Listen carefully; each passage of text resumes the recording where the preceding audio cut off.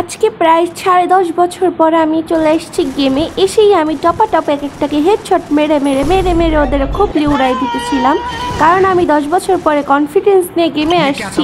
আর আমি এই ওয়ার্ল্ডের সব থেকে প্রো প্লেয়ার, এটা হয়তো বা আপনারা সবাই জানেন। এখন হচ্ছে সামনে দেখি আমার বয়ফ্রেন্ড ফাইট করতেছে, তো আমি এখানে আসছি অনেক কনফিডেন্স নিয়ে যে আমি পারবো মারতে, কিন্তু এর আগেও নক করে দিল।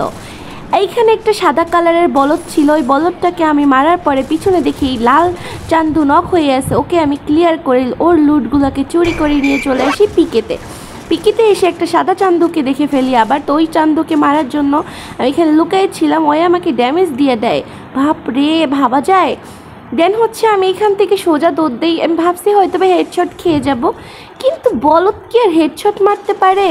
তো এইখানেই আমি ওকে মেরে দিই, কিন্তু ও মরে না। আসলে মনে হয় গু খায় আসে গেমের মধ্যে এরা। ভাই নকই হয় না, আমি বললেই নক হয়ে যায়। এতগুলো ওরে ফায়ার করলাম, ও এখন পর্যন্ত মরতেই আসে না। দেন আমি এখান থেকে যাই, এখান থেকে ভাবলাম যে ওকে যে মেরে দিব। তো এই চান্দুকে এই হেডশট।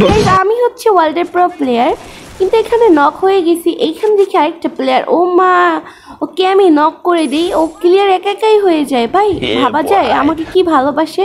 তো এইখানে একটা প্লেয়ার কালা চান আমাকে মারতে আসছে। আরে কালো, তুই তো জানিস না আমি কি পারি। তো এইখানে দেখে ওই কালো নিচে চলে গেছে।